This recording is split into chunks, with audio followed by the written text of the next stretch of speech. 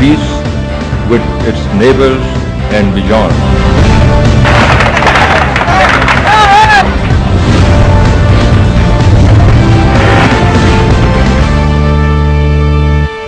السلام علیکم۔ دن بھر کی اہم ترین خبریں، تبصرے اور ان کے تجزیات کے ساتھ میں ہوں کامران خان۔ صوبہ سرحد میں کوہاٹ کے نزدیک ہنگو کا وہ نیا شہر ہے جس میں اب فوج داخل ہو گئی ہے، فوج کے حوالے کر دیا گیا ہے۔ ہنگو عاشورہ محرم کے بعد 4 روز تک فرقہ وارانہ فسادات ہنگو میں ہوتے رہے، 42 افراد ہلاک ہوئے ہیں۔ متحارب گروپوں نے ایک دوسرے کے خلاف توپے، راکٹ، گولے اور مورٹر استعمال کیے ہیں۔ اس جنگ کی فضا میں جو کہ ہنگو میں پچھلے 4 دن تک جاری رہی،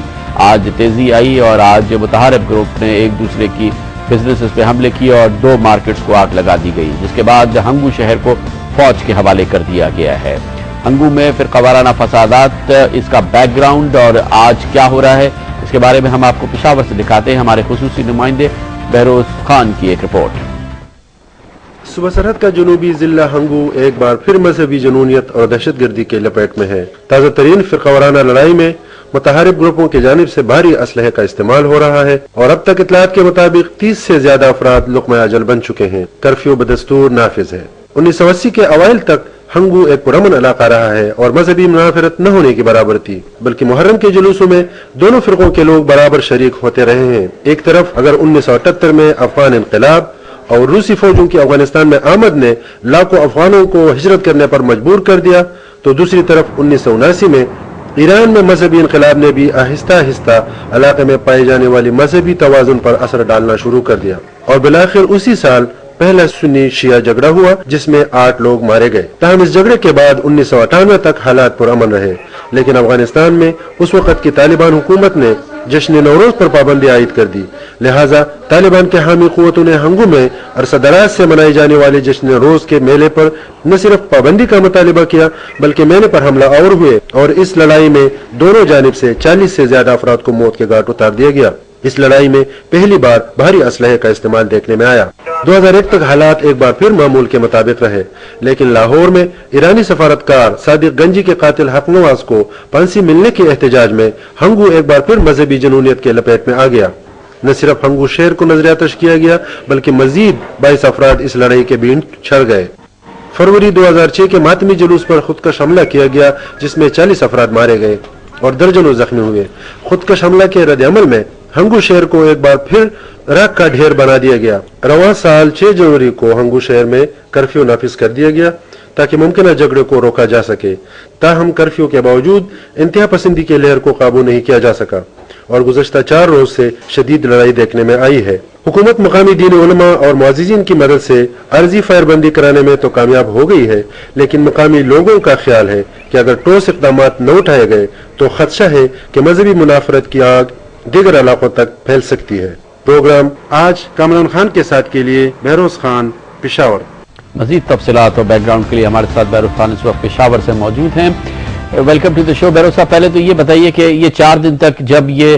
جنگ و جدل کا سما رہا ہے اور ایک دوسرے کے خلاف توپے، مورٹر اور راکٹس استعمال ہو رہے تھے، صوبائی اتھارٹیز کہاں تھیں اور مقامی جو لا انفورسنگ ایجنسیز تھیں وہ کہاں تھیں اور وہ کیوں کارگر ثابت نہیں ہوئی؟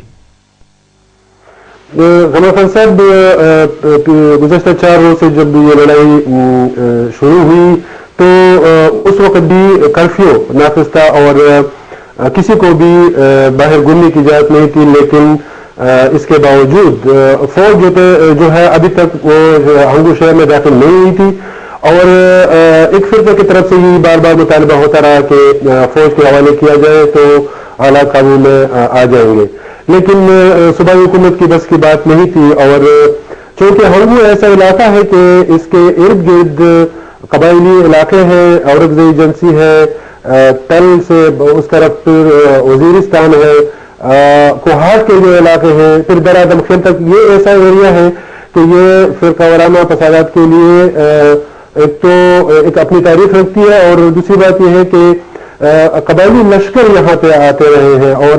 زیادہ تر جو حالات خراب ہو جاتے ہیں وہ جب باہر کے لوگ اس جھگڑے میں شامل ہو جاتے ہیں۔ آپ کی اس رپورٹ پہ جب ہم نے اپنے ناظرین کو دکھائی اس کو دیکھ کے یہ تاثر ملتا ہے کہ ہو سکتا ہے کہ یہ جو اس وقت فرقہ وارانہ فساد ہیں جو متحارب گروپ ہیں ہنگو میں، ان دونوں کو پاکستان کی سرحدوں کے باہر سے حمایت اور ہمت افزائی مل رہی ہو، اس کے شواہد ہیں؟ یہ دونوں بھی جو فرقوں کے لوگ ہیں وہ ایک دوسرے پہ الزامات لگاتے رہے ہیں، اور خصوصی طور پر جب کرنل ایجنسی میں حالیہ جو جھگڑے ہوئے، فسادات ہوئے، تو دونوں طرف سے دعوے کیے گئے اور لوگوں کو جو پکڑا گیا تھا ان کو کچھ کو تو میڈیا کے سامنے بھی لائے کہ یہ باہر سے بھی، لیکن زیادہ تر اس میں جو عنصر شامل ہے وہ اپنے پاکستانی جو قبائلی علاقے ہیں، جو ادر سٹن ڈسٹرکٹس ہیں، ان میں جو فرقہ وارانہ جو انتہا پسندی ہے وہ زیادہ تر اس میں اس کا عمل دخل ہے، جیسے کہ باہر ممالک کے اس میں کنٹیکس میں اگر بات کی جائے۔ آج جب سے فوج داخل ہوئی ہے کچھ حالات پرسکون ہیں، تازہ ترین خبریں کیا ہیں ہنگو سے؟ اب تک ابھی میں تھوڑی دیر پہلے جب میں نے ہنگو میں معلوم کیا تو دن 11 بجے سے تو جب یہ فائر بندی ہوئی ہے اس کے بعد ابھی تک تو حالات پرامن ہیں، لیکن ابھی کچھ درادم خیل جو کوہاٹ کے راستے پھر اس علاقے کا اثر انداز ہوگا، وہاں بھی کچھ رپورٹس ایسی ہیں کہ سیکورٹی فورسز اور جنگجوؤں کے درمیان پھر لڑائی شروع ہو گئی ہے، تو اس کا بھی ہو سکتا ہے اثر پڑے گا۔ بہت شکریہ بہروز خان، ہمیں تازہ اطلاعات بتا رہے تھے۔ ہنگو کی صوبہ سرحد کا ایک اور ضلع جو اب فوج کے کنٹرول میں دے دیا گیا ہے۔ کمرشل بریک، اس کے بعد سیاست میں مبصرین یہ رائے قائم کر رہے ہیں کہ وزیر اعظم یوسف رضا گیلانی اب قوت پکڑ رہے ہیں۔ محمود علی درانی کی سبکدوشی کے بعد، برطرفی کے فیصلے کے بعد جناب وزیر اعظم کی کوشش ہے کہ اس کو استعمال کیا جائے اور پارلیمانی نظام کو اور وزیر اعظم کے دفتر کو مضبوط بنایا جائے۔ کیا واقعی وزیر اعظم اس میں کامیاب ہو پائیں گے؟ اس کا تجزیہ کریں گے کمرشل بریک کے بعد۔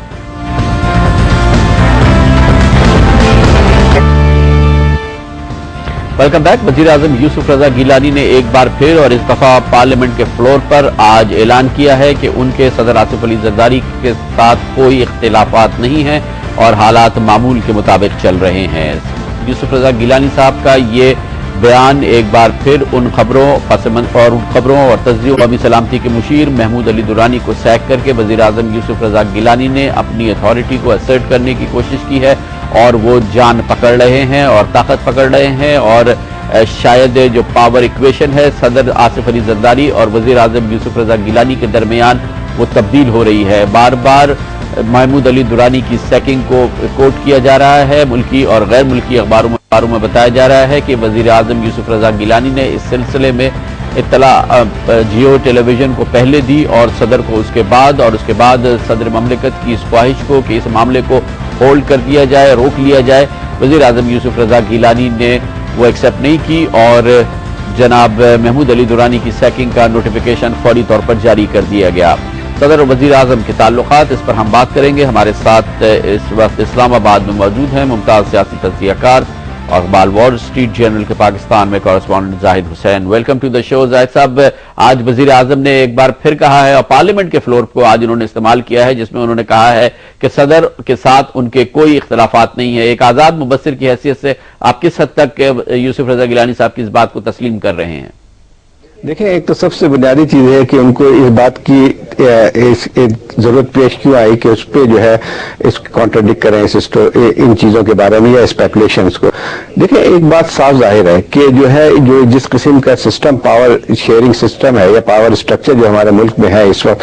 اس میں ایک چیز انہرنٹ ہے کہ اس قسم کے اختلافات کا ہونا ضروری ہے،